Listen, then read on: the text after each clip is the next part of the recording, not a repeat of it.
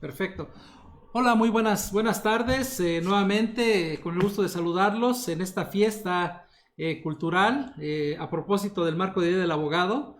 Y bueno, hoy es un honor para mí dar la bienvenida a un gran profesionista, una gran persona, pero sobre todo un excelente amigo, una persona que es un gran conocedor de la ciencia jurídica.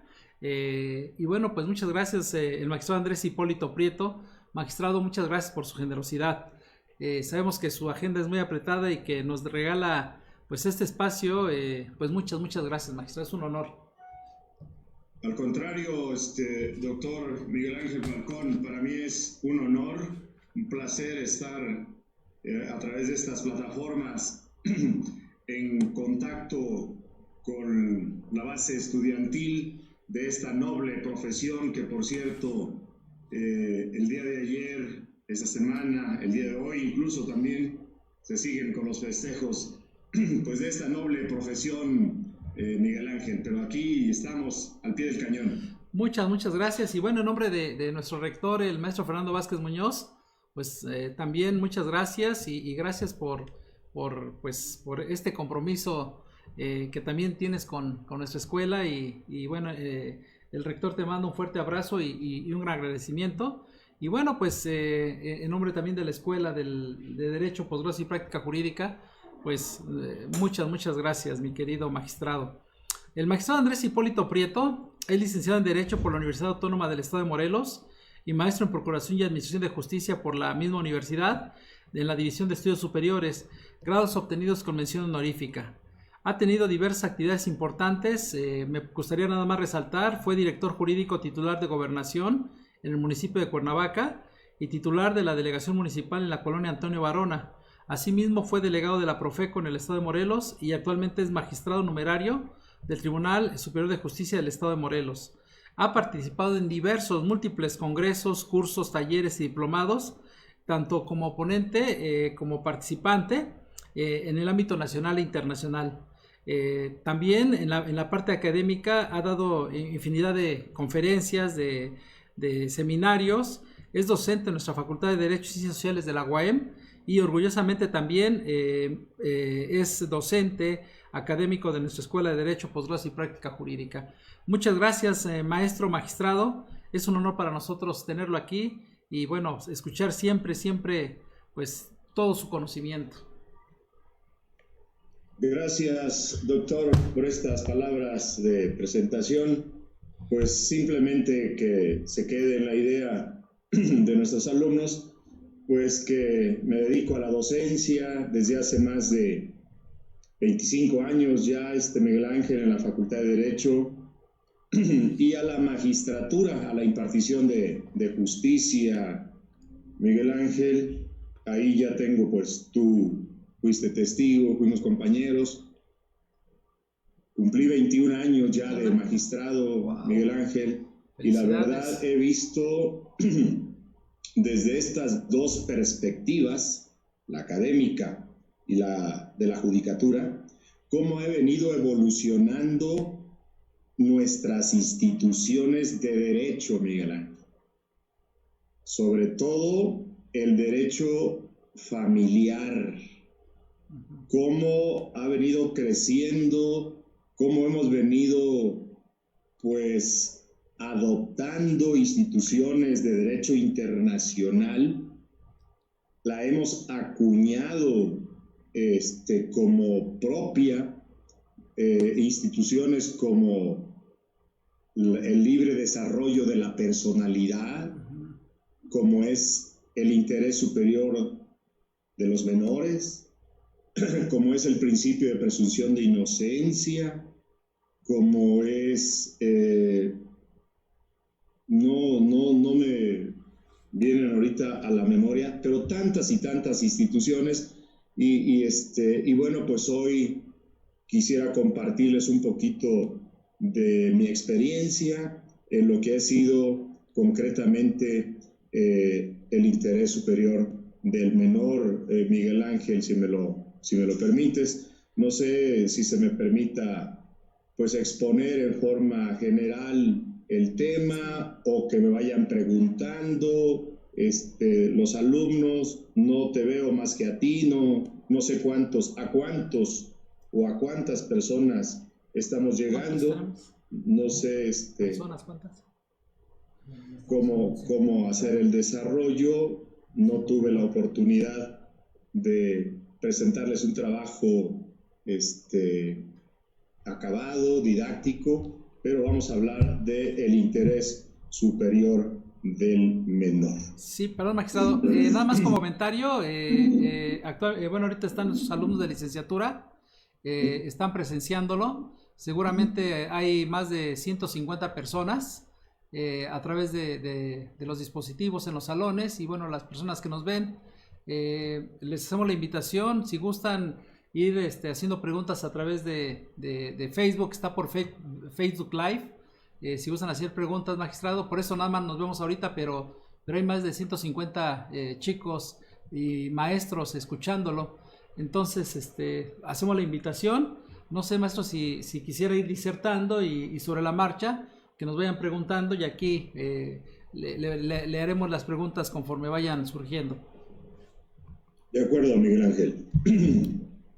Bien, para desarrollar este tema del interés superior del menor, que así se debe denominar, porque pues ya veo que el título de esta charla es Interés superior del niño, la niña y el adolescente. Aquí vamos a acotarlo y vamos a quedarnos solamente con el interés superior del menor. ¿En dónde nace este principio general del derecho familiar? Porque así debemos ya de concebirlo, como un principio general del derecho familiar en todo el mundo. Por eso la importancia de este tema para los estudiantes de la licenciatura en Derecho. Este principio se trató en la Convención Internacional sobre los Derechos del Niño, allá por 1989.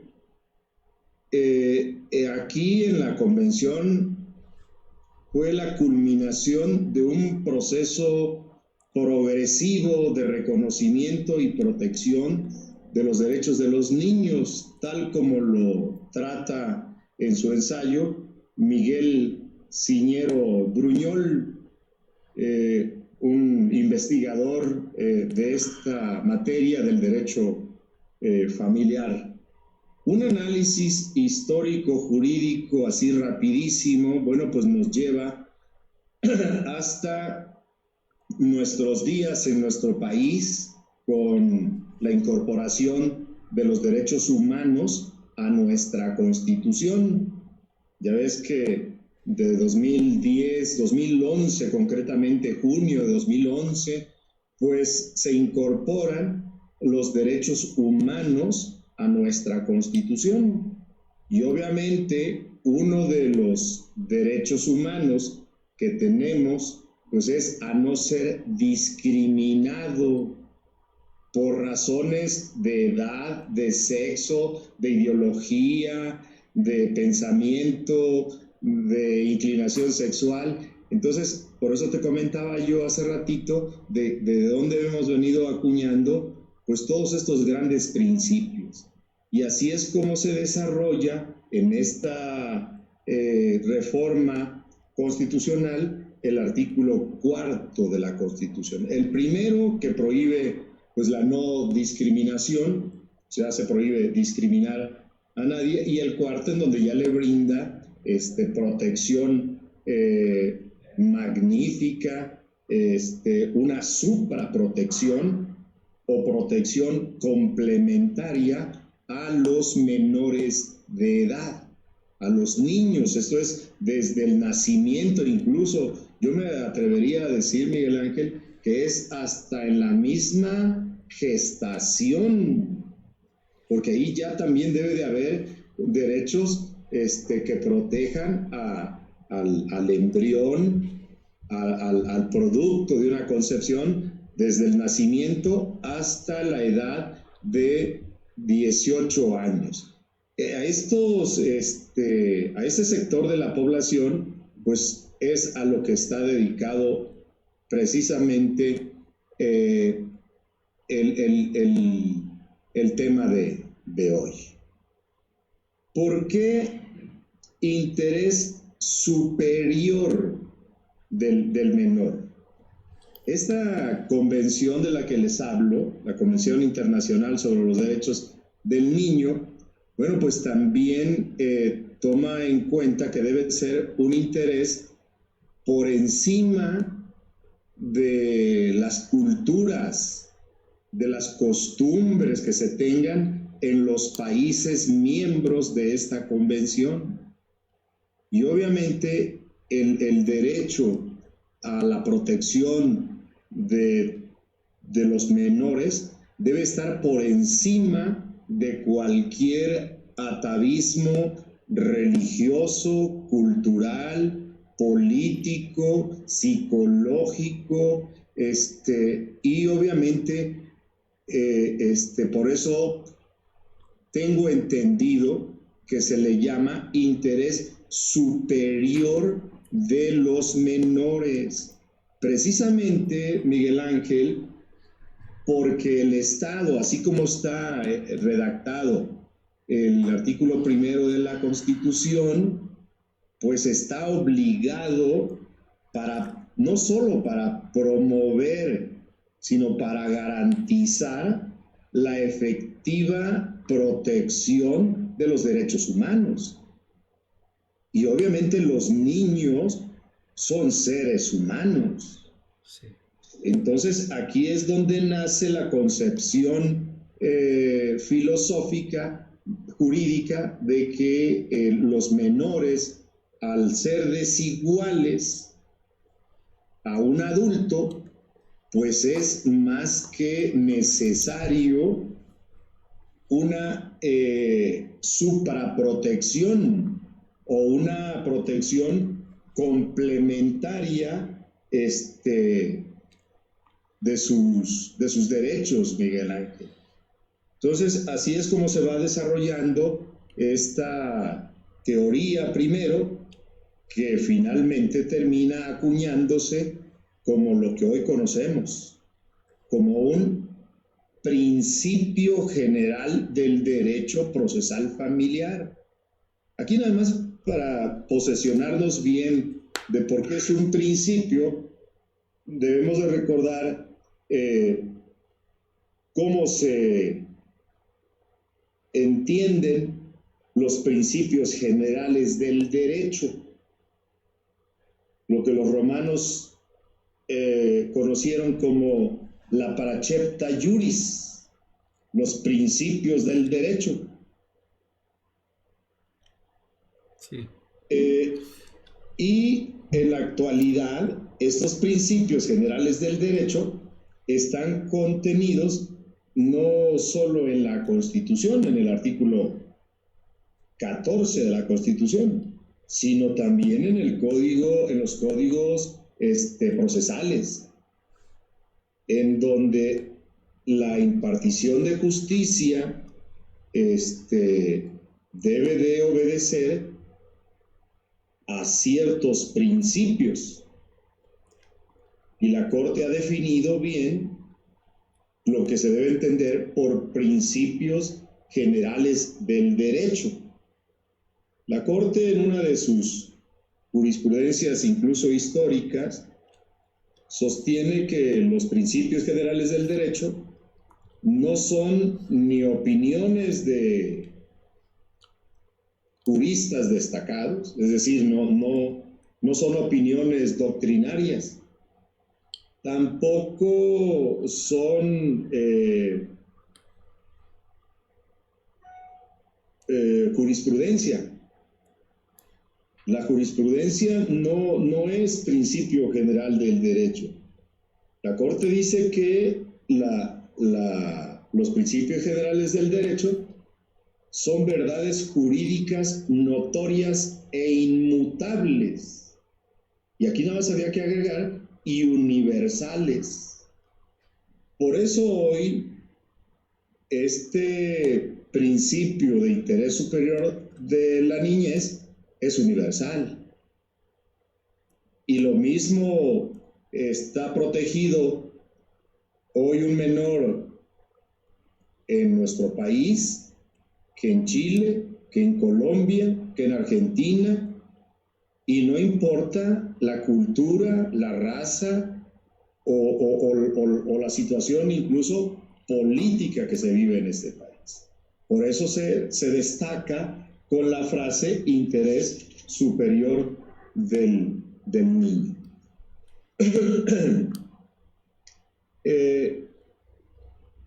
Obviamente ya en nuestro país estos lineamientos que da la Convención Internacional sobre los Derechos del Niño, pues ya se despliega no solo en los códigos, en el código familiar o en los códigos procesales familiares, sino también en leyes de naturaleza especializada, como es la Ley General de Protección de Niñas, Niños y Adolescentes, tanto a nivel nacional o federal, como la propia del Estado de Morelos.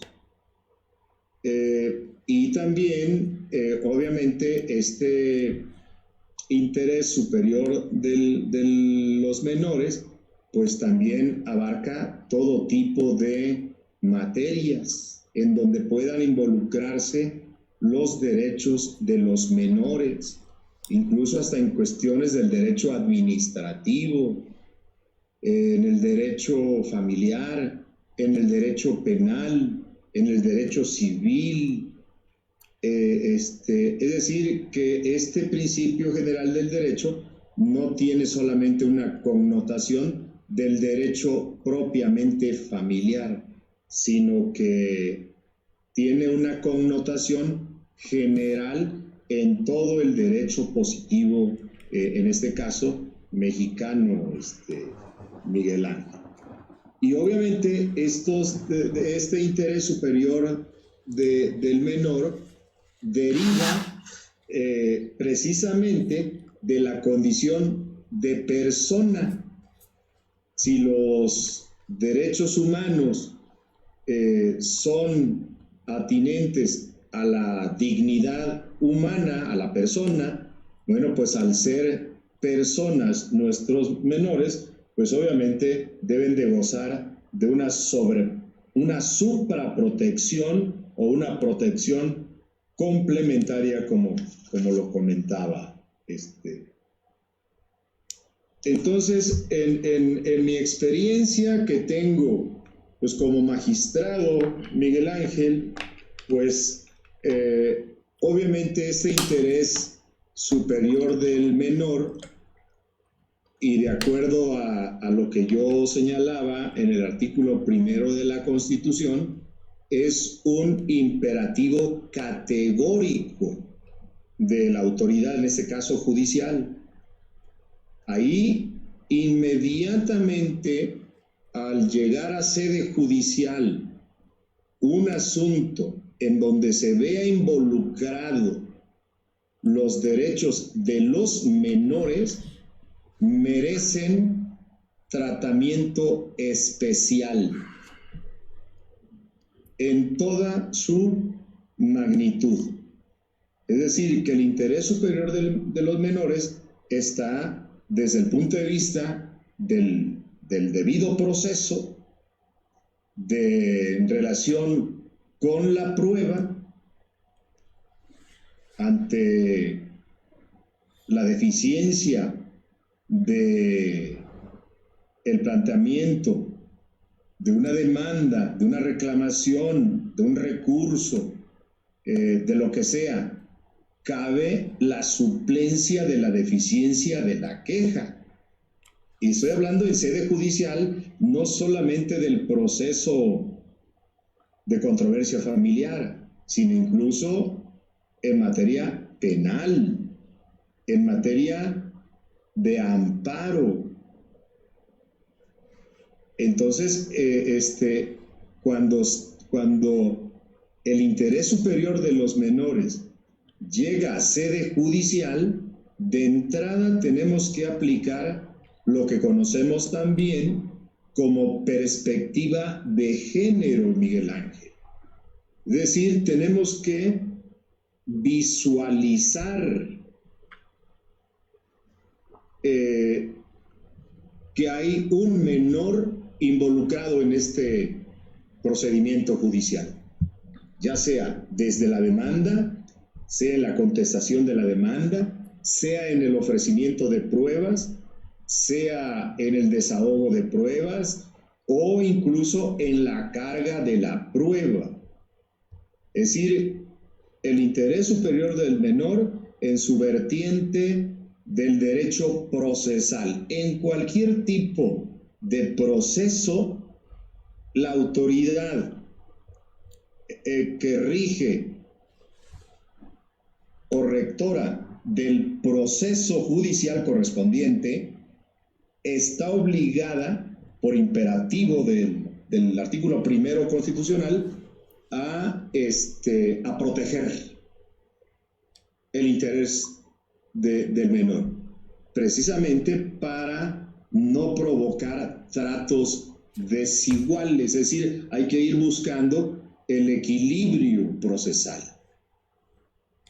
En la vertiente probatoria, pues también, si el planteamiento para convencer a un juez es deficiente, es decir, la carga de la prueba es deficiente para encontrar la verdad material, obviamente que nuestra legislación procesal faculta al juzgador para que de oficio se allegue elementos de prueba para proteger ese interés de los menores. Ahí está la facultad de investigación probatoria que tiene el juez. Esa es una manera precisamente de garantizarle el derecho o el interés superior del menor. Y una tercera, que sería en su fase o en su vertiente de interpretación. Es decir, cómo debemos nosotros los juzgadores interpretar las normas que protegen los derechos de los menores.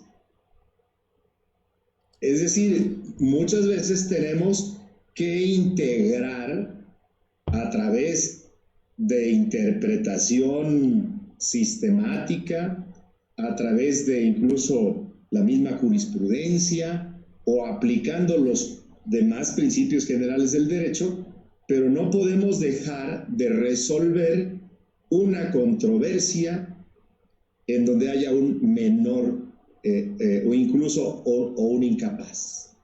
Esto es resolver con perspectiva de género. La cuestión de la perspectiva de género, Miguel Ángel y queridos alumnos, no es solamente el sexo de la persona o del justiciable, es su condición, ya sea mujer y qué condición tiene también, si es concubina, si es esposa o incluso o si solamente es de trato social. Hay que ver qué rol juega el justiciable para resolver precisamente con perspectiva de género. Y la perspectiva de género no solo busca los desequilibrios o quitar los estereotipos, sino también proteger a sectores vulnerables de la población. Y uno de los sectores vulnerables de la sociedad o de la población son los menores de edad, Miguel Ángel. De ahí también tenemos que en el proceso, me regreso tantito, familiar, o en materia penal también, con la figura de el asesor jurídico ya, la coadyuvancia, en estos procesos siempre van a existir la presencia del Ministerio Público.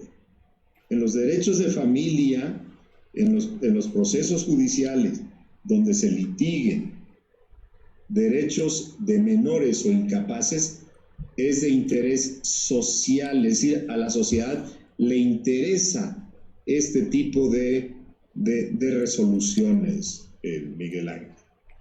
Y bueno, aquí también el Estado como garante de los derechos de los niños, en su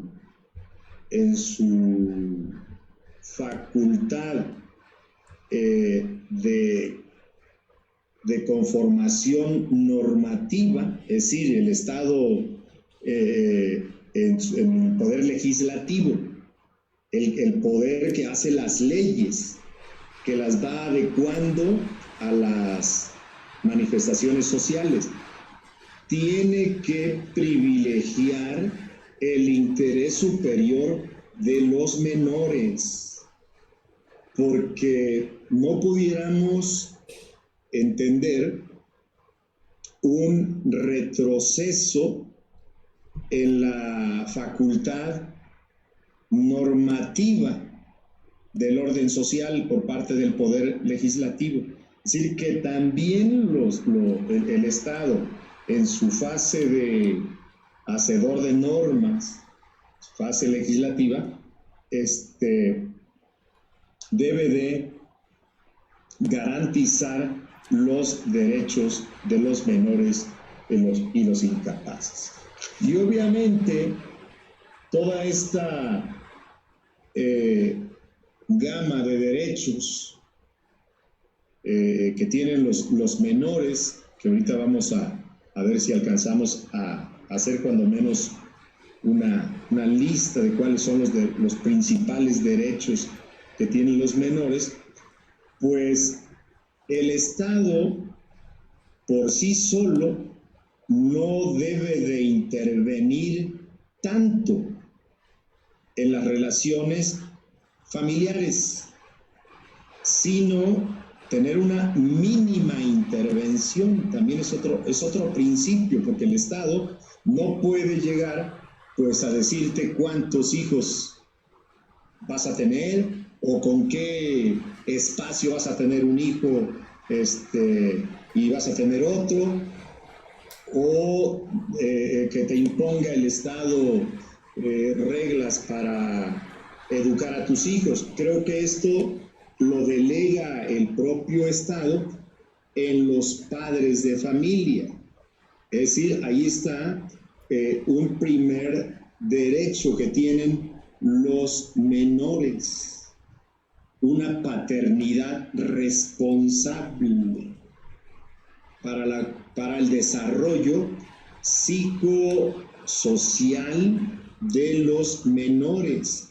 De ahí que tengamos, pues como menores, derecho a una filiación, a ser reconocidos, a ser alimentados, a ser desarrollados en un ambiente familiar sano y adecuado, con armonía, con principios, con valores, ¿sí?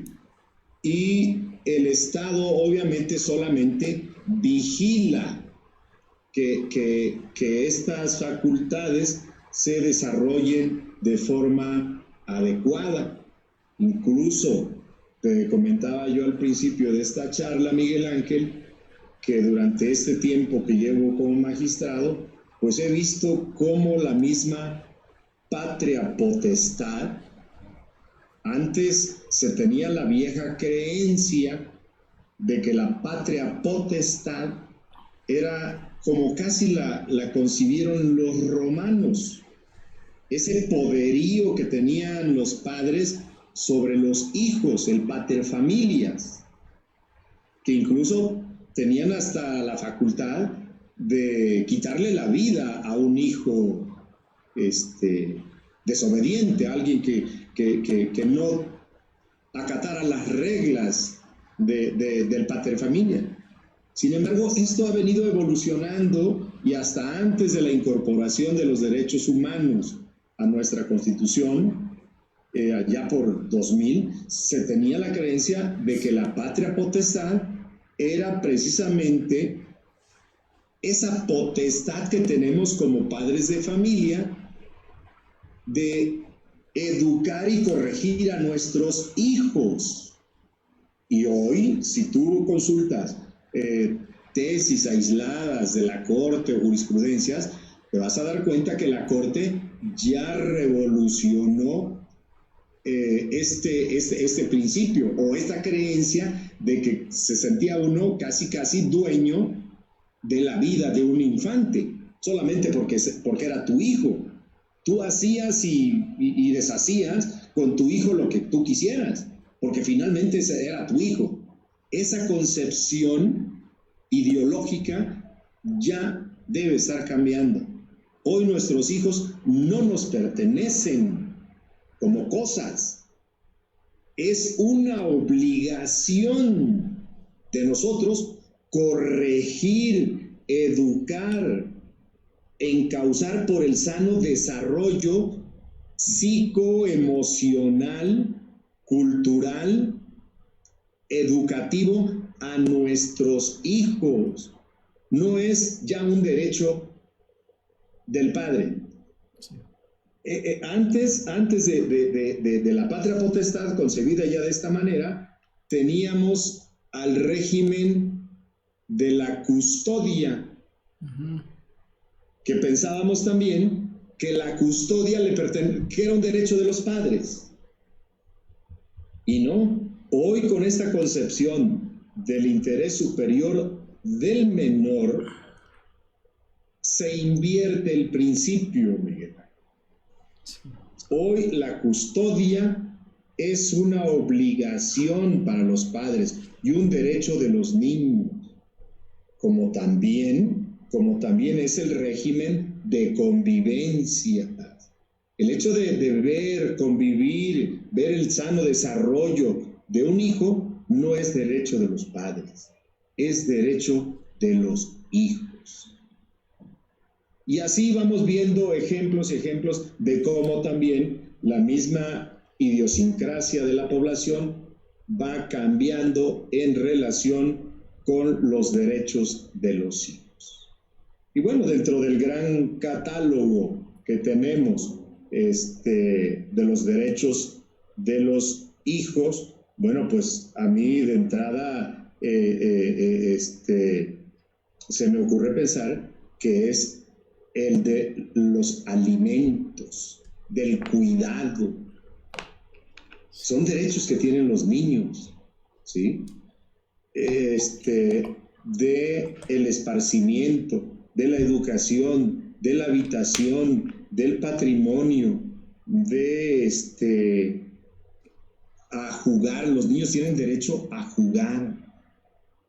Y obviamente también la Corte se ha ocupado para dirimir, para mandarnos lineamientos a todos los operadores de la justicia cuando estos derechos y estas obligaciones de los padres no se cumplan.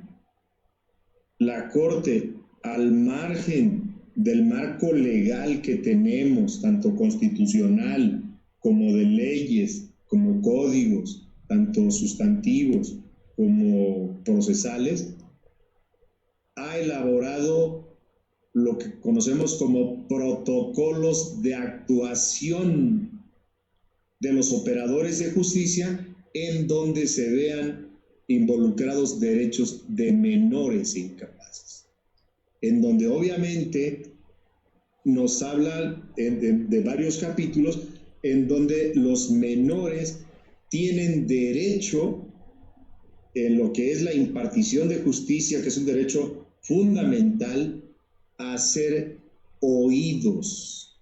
a ser escuchados, a contar con su opinión. Fíjate, esto es, antes, ¿cuándo íbamos a pensar en tomarle una opinión a un niño? Jamás se nos hubiera ocurrido. ¿Por qué? Porque lo decía, eres incapaz, tú no tienes capacidad de ejercicio, tú no puedes opinar, tienes capacidad de goce y hasta eso era un avance. Sin embargo, hoy un juzgador, para determinar a quién le otorga la custodia, le debe de consultar al menor y resolver precisamente lo que mejor atienda este principio de interés superior de los niños.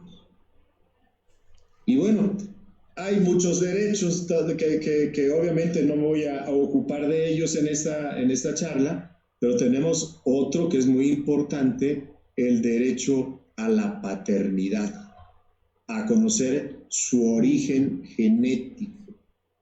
¿Cómo tenemos asuntos, y tú lo sabes, Miguel Ángel, de la investigación de la paternidad? Sí. Y obviamente ya nuestro derecho procesal, bueno, ya nuestro derecho familiar, pues ya en el estado de Morelos, pues se ha independizado del derecho civil. Tenemos desde 2006 para acá pues una codificación especializada. Ahorita te digo la fecha en que tenemos, ¿sí? Desde el 6 de septiembre de 2006 tenemos un código familiar y tenemos un código procesal familiar. Y obviamente tenemos la ley estatal de protección de niñas, niños y adolescentes y tenemos una ley federal de protección a niñas, niños y adolescentes. Y obviamente este protocolo de actuación de la Corte también que lo empleamos mucho, tenemos también como otra herramienta muy socorrida, muy recurrida por los impartidores de justicia ordinarios, pues la jurisprudencia. La Corte se ha dado a la tarea de desarrollar a través de tesis, primero aisladas, luego en contradicciones de tesis, en jurisprudencia por sistematización, lo que es el interés superior del menor.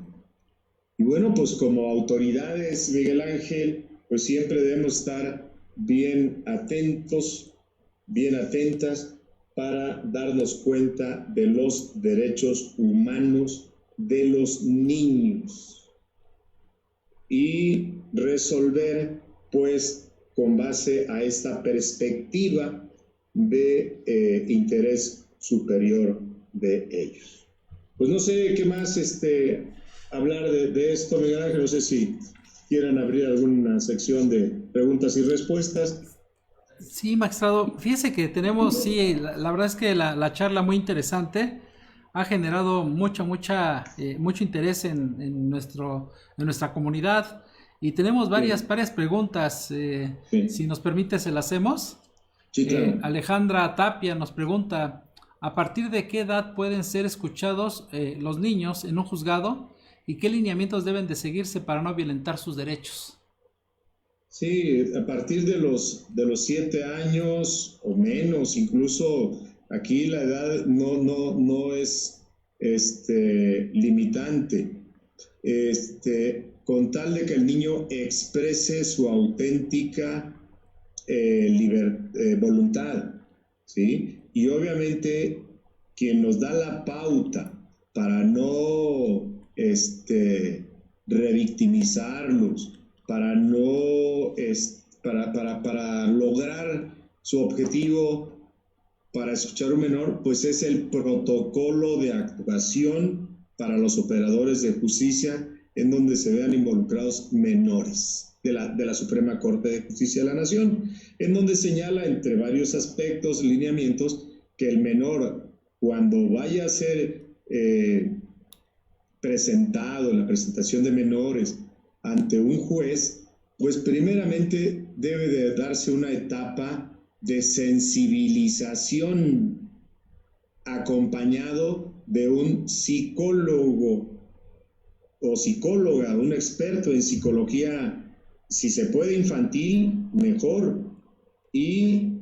brindarle seguridad, confianza al menor, ¿sí? Y poder bajarse al nivel de lenguaje del menor, porque debemos entender que los menores tienen su propio lenguaje, hablan diferente, hilan sus pensamientos, sus ideas de manera diferente que a un adulto. Nunca vamos a comparar la declaración de un menor de edad con la declaración de un mayor de edad, ¿sí?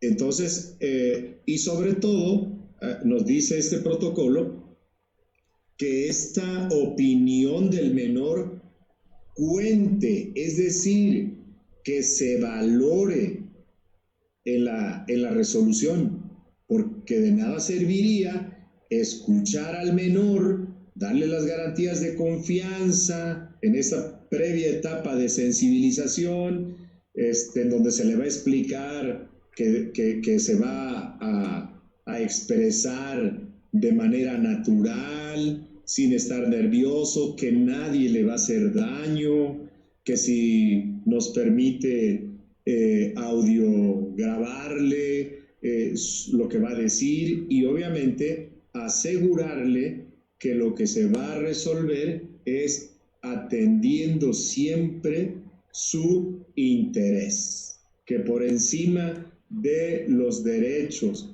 de sus padres o de sus abuelitos o de la gente que le rodee, bueno, pues se va a privilegiar su derecho como menor de edad.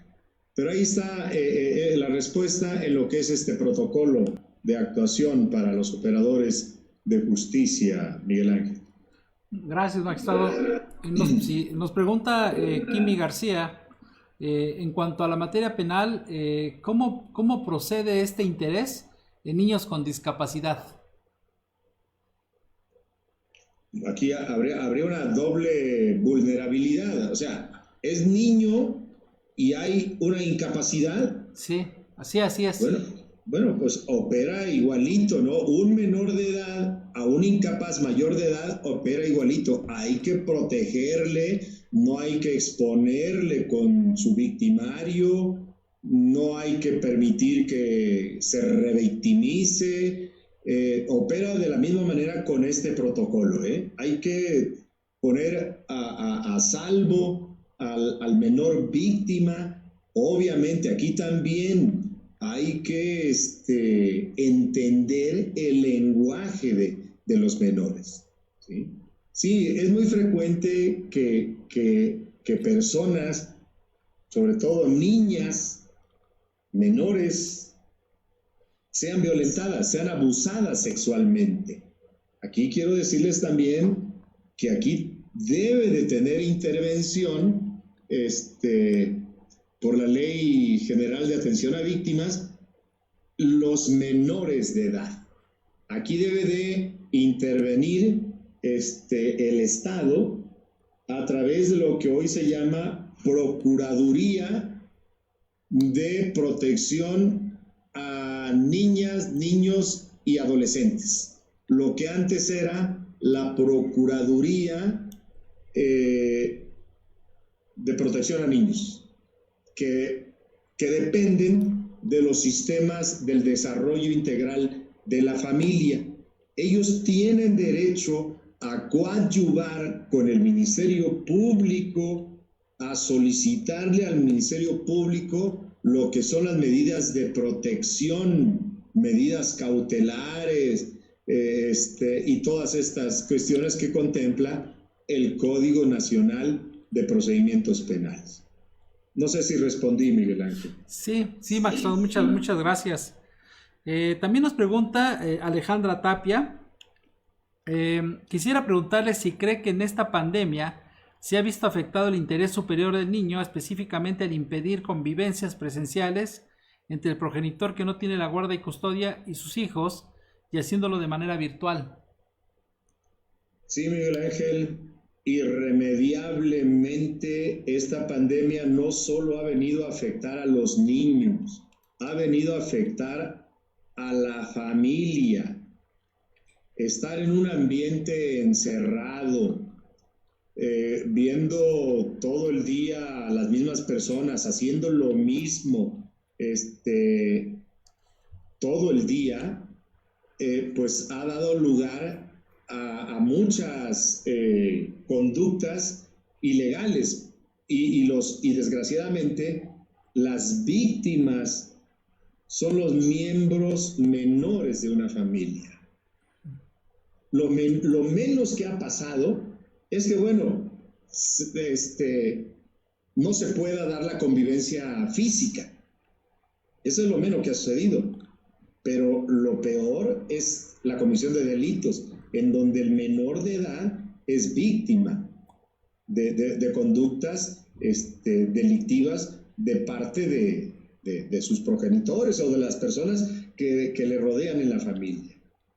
Sí, fíjate que en la pandemia, sí. No sé si a ti te tocó que sí. El suscrito fui promotor de que cuando menos se permitiera la convivencia telemática sí. con el progenitor no custodio. Pero aquí imperaba una razón, una excepción muy importante, que era evitar el contagio, porque si estábamos en contingencia, pues la convivencia normalmente se llevaba a cabo en los centros de convivencia infantil o de orientación familiar, como se llama. Sí. Pero al venir la contingencia, es obvio que esta convivencia supervisada no se podía llevar a cabo, como tampoco la convivencia libre no se pudo llevar a cabo. Entonces, de los males buscamos el menor, que los padres no custodios dieran una dirección electrónica, un número de teléfono, simplemente este canal por el que nos estamos comunicando contigo y con tu auditorio, tuvieron auge en este tipo de relaciones de convivencia familiar, Miguel Ángel. Claro que sí les afectó a los menores, claro que les afectó a los padres. Cuando el padre tiene una paternidad responsable, claro que le afecta, pero le afecta más al menor, porque quien necesita el acompañamiento, la convivencia, es el menor. Sí, Miguel Ángel, esa es mi opinión, y un saludo a Alejandra Tapia. Gracias, magistrado. Dos preguntas más, si gusta, con esto podemos concluir. JG nos pregunta, ¿quién dice o cómo se sabe que el niño es apto para el testimonio? Bueno, es que realmente no es un testigo, no es testimonio, ¿sí? Es la manifestación de un menor de edad. Obviamente, de acuerdo al protocolo que yo les comentaba, pudiéramos apoyarnos como juzgadores en un examen, un análisis, un dictamen en psicología, porque igual el menor puede estar aleccionado, como decimos hoy, el síndrome de la alienación. el menor puede estar siendo manipulado por el padre custodio o por la madre custodia para que se exprese de esa manera. Nosotros los juzgadores que ya tenemos experiencia en estas lides de la impartición de justicia en menores, inmediatamente nos damos cuenta cuando un menor está manipulado, Miguel Ángel. Por eso estas presentaciones de menores son ante el juez, y el juez con mucha visión, con mucha visibilidad, debe de atender exactamente la diligencia, no encargársela al secretario de acuerdos. Él directamente dirigir la presentación. Entonces, de esa manera nos damos cuenta cuando un menor de edad ha estado manipulado o no está diciendo la verdad por otras razones. Hay un dicho que creo que por algo está dicho, ¿no? Los niños y los borrachos siempre decimos la verdad, generalmente. Y hay otro dicho, en tratándose de él, para aquellos que no me captaron bien sobre la definición del interés superior del niño. Bueno, pues ahí está también cuando estamos en una situación caótica, difícil. A los primeros que ponemos a salvo, pues eran los niños. Niños y mujeres primero. Los niños, las mujeres y los viejitos. La verdad, así va. Ante un terremoto, ante un temblor, un naufragio, ¿a quién ponemos a salvo en primer lugar? Hemos visto a veces escenas de películas o de noticias como en un tiroteo, en un fuego cruzado, una madre es capaz de dar la vida por su criatura y protegerla con su cuerpo ante la amenaza de las balas. Ahí es donde vemos el interés superior del menor. Lo vemos hasta en el reino animal, Miguel Ángel. Que claro, hay excepciones también. Vemos noticias muy desagradables con niños expósitos, niños que son expuestos, abandonados en lugares públicos, en hospitales abandonados, ¿sí? Pero bueno, ahí están también las instituciones del Estado, como los albergues del DIF, de instituciones protectoras de niños expósitos o abandonados también. Incluso hay todo un procedimiento para adoptar a los menores.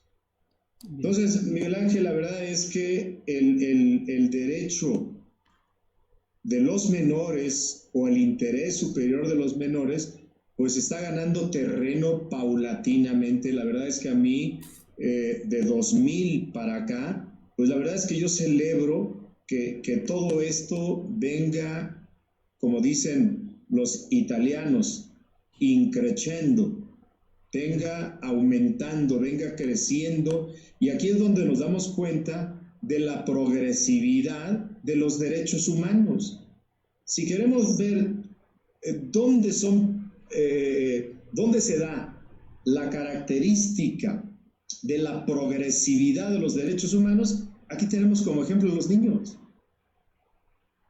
Cómo van cambiando, cómo van creciendo los niños durante su vida y cada vez van teniendo otros derechos o mejores derechos, mejores condiciones, o incluso hasta la etapa adulta en donde ya pueden valerse por ellos mismos, y hasta ahí llegó la responsabilidad paternal o filial de los padres, ¿no? Sí es. Entonces, la verdad es que sí, son temas apasionantes del derecho familiar, este, que bueno, todos los estudiantes de la carrera de Derecho que quieran, pues incluso incursionar en el derecho familiar, ese es uno de los temas clave para una formación como especialista en derecho familiar. Gracias, magistrado. Una pregunta que me parece interesante, magistrado, precisamente relacionada con la impartición de justicia en el derecho familiar. Nos pregunta Jimmy Sánchez si en Morelos hay una justicia de primera y de segunda, ya que en algunos distritos judiciales existen juzgados familiares y en otros pues no existe esa especialización. Es la pregunta que nos hace si hay una justicia de primera para Cuernavaca o una justicia de segunda para Jonacatepec. Mira, lo que no hay es presupuesto, es decir, dinero.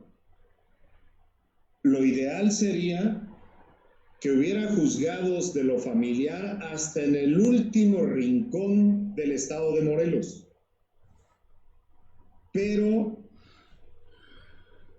los presupuestos que nos autoriza el Poder Legislativo año con año, la verdad, tú fuiste presidente del tribunal, Miguel Ángel, y apenas se alcanza para ir creciendo. Creo que ahí como política pública del gobierno, tanto federal como estatal, si realmente los niños fueran del interés de estas políticas públicas, en lugar de destinar recursos para crear tribunales mercantiles, tribunales del trabajo, estaríamos preocupados por tribunales de lo familiar. Me apena mucho tener que decir esto, y sobre todo a un estudiante, pero no se justifica, por ejemplo, que en Tetecala haya un juzgado familiar. Entonces el juzgado civil maquila materia civil, mercantil y familiar. El juzgado de Jonacatepec, no, la población de aquella región no justifica a lo mejor desde el punto de vista de población que el tribunal ponga un juzgado de lo familiar. ¿Sí? Manejamos uno de los presupuestos más bajos de todos los poderes judiciales del Estado, de la República Mexicana. Yo quedaría porque en todos los distritos hubiera juzgados familiares, pero no se puede, Miguel. Esa es la verdad. Sí, sí. Bien, magistrado, no quisiera abusar, pero hay muchísimas preguntas. Adelante. Nos permiten una última hora así con esta, que me parece muy interesante. No te preocupes, no te preocupes. Gracias, magistrado. La verdad es que muy interesante. Me puedo quedar aquí toda la tarde. Gracias, magistrado. Fíjese que nos hace una pregunta que a mí me parece muy interesante. Es en relación con los niños que nacen dentro de las penitenciarías. Sí, es otro tema. Sí, fíjese, dice, desde el punto de vista que ellos pierden su libertad, donde la mamá decide quedarse con ellos dentro de la misma prisión, ¿cuáles serían esos derechos? ¿Hay violación de derechos o no hay violación de derechos para estos niños? Es una preguntota del tamaño del mundo, Miguel Ángel. Sí, nos lo hace Joan Rodríguez. Perdón. ¿Perdón? Joan Rodríguez nos hace la pregunta, perdón. Ok. Sí. Mira, Joan, la verdad es que hiciste la pregunta clave, ¿eh?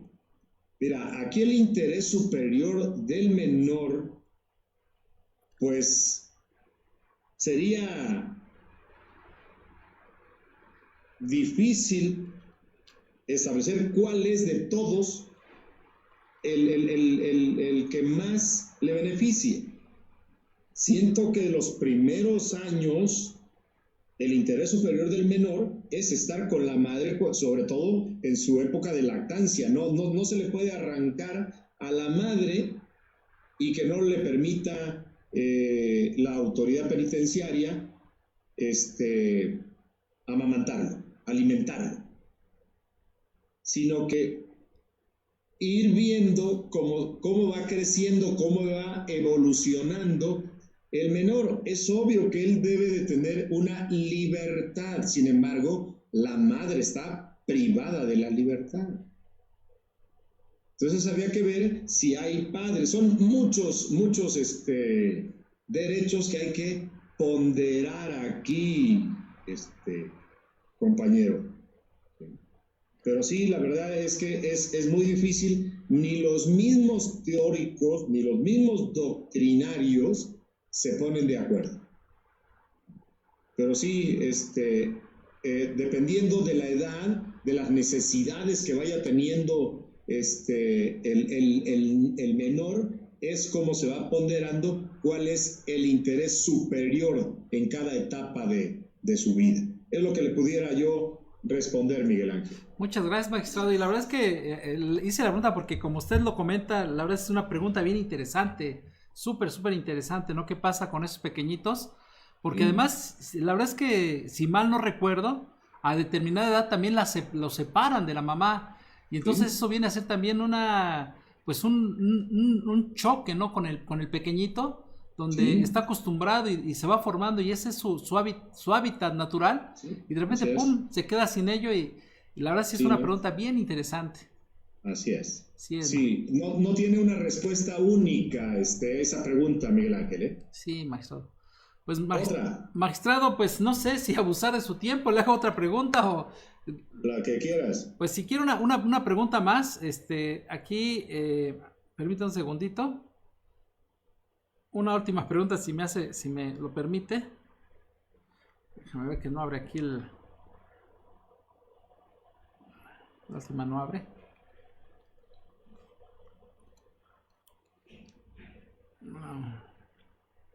Un segundito, el maestro Helio Brito nos pregunta, magistrado. Sí, mi amigo Helio Brito. A quien le mandamos un saludo, la verdad es que también un excelente jurista. Sí, adelante, maestro. Dice el maestro Helio Brito: la impartición de justicia es delicada labor. Más lo es cuando esa tarea se toman decisiones vinculadas con los menores. De ahí que se espera una sensibilidad especial en los juzgadores que hace el tribunal en ese aspecto. Repito, perdón la pregunta, sí. ¿Qué hace el tribunal en la capacitación de sus juzgadores? Perdón, más o menos sería así. Sí, mira, en estos casos se busca la capacitación.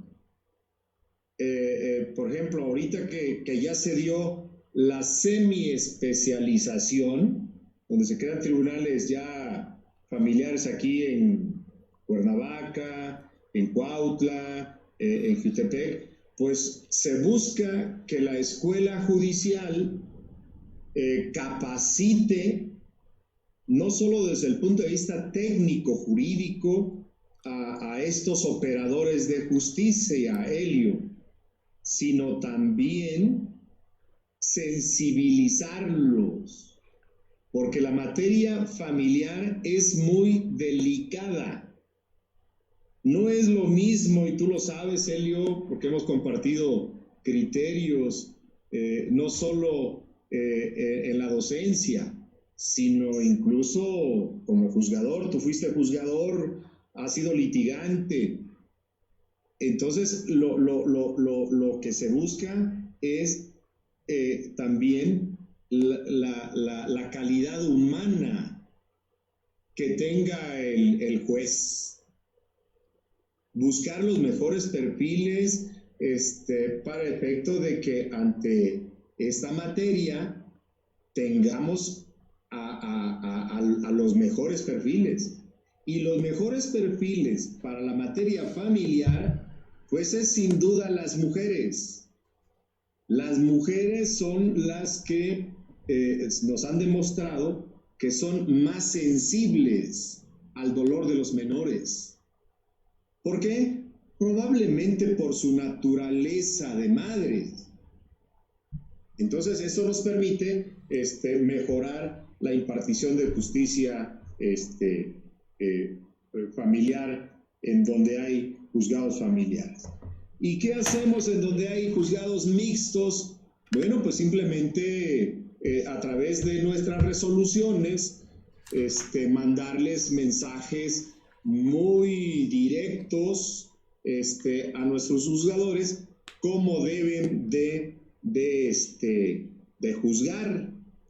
Un ejemplo rápido, yo tengo como criterio, en tratándose de pensiones alimenticias, que cuando el juez de primera instancia no se allegó de los elementos probatorios suficientes para resolver con base en los criterios de proporcionalidad y necesidad, en segunda instancia, sin que lo pidan las partes en sus agravios, de oficio Helio, yo soy de este criterio, y el mismo ponente, ordenar la reposición del procedimiento, pero en segunda instancia, no devolver el expediente a primera instancia.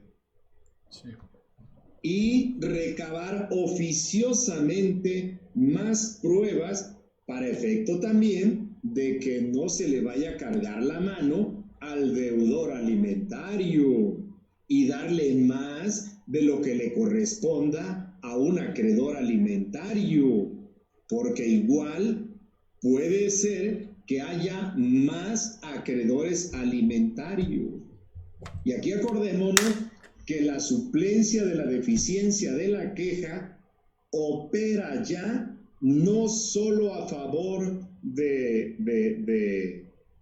acreedor alimentario, también opera a favor del deudor alimentario. Entonces sí, eso es nada más como un ejemplo, ¿no? Magistrado, pues muchísimas gracias por su tiempo, por su generosidad. De verdad, estamos muy, muy agradecidos, muy complacidos. Es un honor tener una personalidad como usted, charlando en nuestra escuela para nuestra comunidad. Y bueno, en nombre del rector Fernando Vázquez Muñoz, de la Escuela de Derecho, Posgrado y Práctica Jurídica, pues les agradece infinitamente su participación, su apoyo, como siempre. Y nos permitimos hacerle llegar un reconocimiento, el cual se lo demos físicamente más adelante, magistrado, si nos lo permite, el cual dice de la siguiente manera: reconocimiento al magistrado Andrés Hipólito Prieto por su excelente participación como ponente en la jornada cultural en el marco del Día del Abogado con el tema El interés superior de niñas, niñas y adolescentes. Lo firma el rector Fernando Vázquez Muñoz en su calidad de rector y un servidor en mi calidad de coordinador de posgrado de la escuela. Magistrado, muchas gracias y ha sido un placer, un honor contar con su presencia. Gracias, Miguel Ángel, y bueno, pues también mi agradecimiento para el señor rector Fernando Vázquez. A ti en lo personal, sabes que cuentas siempre con mi apoyo, dejo de hacer lo que estoy haciendo cada vez que me llamen, Miguel Ángel, y obviamente se pueda. Y sobre todo, pues porque yo sé que los destinatarios no de mis conocimientos, de mi experiencia, Miguel Ángel, pues son las nuevas generaciones de abogados, porque creo que en base a estas nuevas generaciones, a la formación nueva que se está dando en nuestros abogados, pues es en base a ellos que estos cánones, paradigmas de la vieja impartición de justicia se están rompiendo, Miguel Ángel. Y vamos mejorando cada día nuestros conocimientos con nuevas inquietudes, con nuevos bríos, con nuevas teorías, con nuestros estudiantes de las carreras de Derecho, ya sea de universidades públicas o de universidades privadas. Estoy a la orden, como siempre, Miguel Ángel. Muchas gracias, magistrado. Como siempre, muy, muy agradecidos, muy honrados. Y como siempre, magistrado, mi cariño y mi amistad incondicional y mi admiración para usted, magistrado. Gracias, Miguel Ángel. Buenas tardes a todos. Gracias, buenas tardes. Hasta luego. Gracias. Bye. Gracias.